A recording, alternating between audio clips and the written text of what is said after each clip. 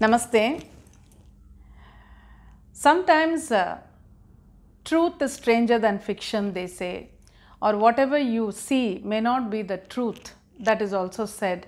So, why am I saying this? Because many times this can be applied not only to situations or some things happening around us, it can also be applied to human beings. So many people are there in our lives. Some of them are family members, some of them are strangers. And many times we come to a conclusion about somebody without knowing what is happening in their mind. Many examples are there which I can tell you. Simple examples of a daughter-in-law and mother-in-law. Why don't they get along? Because even when she gets married and comes, the daughter-in-law has a preconceived notion about the mother-in-law. She feels, I should be careful. I should not let her take control. Then I will not have a life of my own. So her behavior is defensive like that. Now the mother-in-law thinks I should not give her too much of a rope. Then I will not be able to control her. So even from the beginning, let me have some control over her. So she also holds back because of that. And then there is again lot of tension, lot of friction. This is a simple example. Now the same thing can be applied to any kind of relationship. Now let us look at the people around us where there is no particular relationship, even with strangers, how wrong we can be in our judgment. That is what I want to talk about today, because many times we see people, and whenever we see people, the first thing that we absorb is of course their appearance, and then of course their behavior. How a person behaves, whether a person is smiling or not, whether a person is disciplined or not. This is what you look for even in a public place. And if a person is not behaving in the right way, then immediately we become a little agitated, you become frustrated. Sometimes people even frown upon the other person. All that happens. So let us see how wrong we can be sometimes by looking at this example that I am going to tell you. This is a real life story which I read about many years back. But I keep remembering it often because it always reminds me not to be judgmental about people without knowing the truth. Now let me share it with you. This is about a gentleman, a father. He had 3 children, 3 sons, all very small. One was the bigger one, the eldest was about 7 years old, and the next one must have been around 5 or 5.5, and the third one must have been around 4 years or maybe a little bit more than that. So all were very small children. All of them were boys, and he brings them and enters a railway station to catch a train. So there are a lot of people there waiting for the train, and they see this man coming with all the 3 children. He pulls them and comes. And then there is a space, there is a bench there for those who are waiting. So he goes and sits there, and he looks very tired, absolutely kind of drained look. So as soon as he sits there on that bench, he just leans back and closes his eyes. Immediately these 3 children, they just run away from him because he leaves his grip. So they just run away, and they start running here and there on the station, disturbing everybody. One child, the second one, goes and bangs against a lady who is standing and talking to somebody. Then the other child is also running. There is another gentleman sitting and reading a newspaper. This child goes and falls on him totally, physically. So the newspaper falls down on the floor. That man is absolutely so angry. He looks at the child, and then he doesn't know how to show his anger on the child. So he keeps quiet. But then everybody gets disturbed because the children keep running between people. They keep screaming. They were disturbing everybody in the station. And the father was not doing anything about it. That is the main point here. The father was just leaning back with his eyes closed. So all the people who were looking at him, they were wondering why this father is not calling out to the children. Why is he not controlling them? So they all started discussing. There were so many frowning faces. They said, what kind of upbringing is this? Why does he bring them to public places if he cannot control them?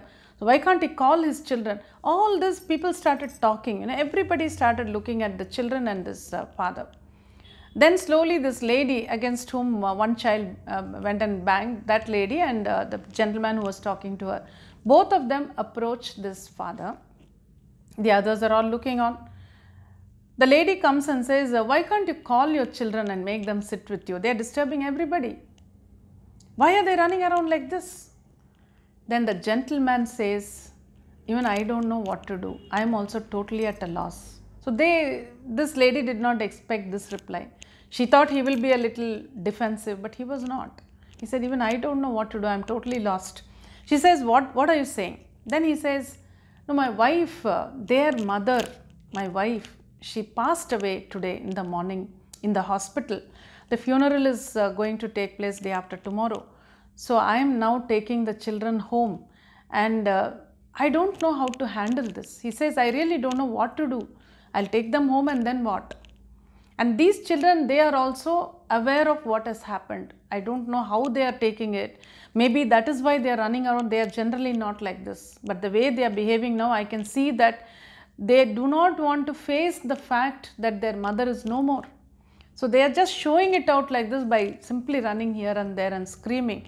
I am looking at them. I know what they are doing is not right, but I don't have the heart to stop them, because I don't know what to do myself, he says. And as he was saying this, there were tears in his eyes. And all the people there who were listening to this, all of them had wet eyes, because everyone started feeling very bad for this gentleman. How is he going to manage these children without a mother?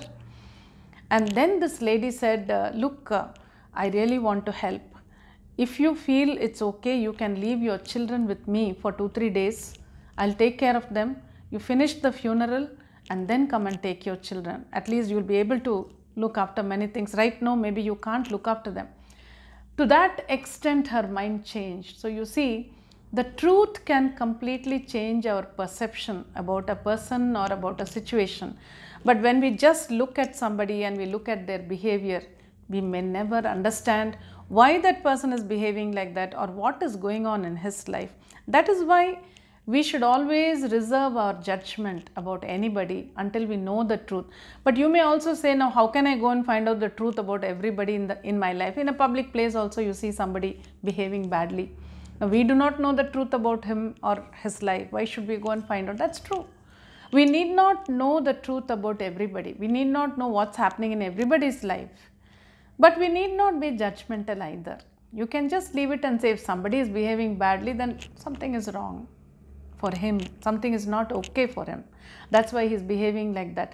This will be good because you will not respond to that situation in a wrong way.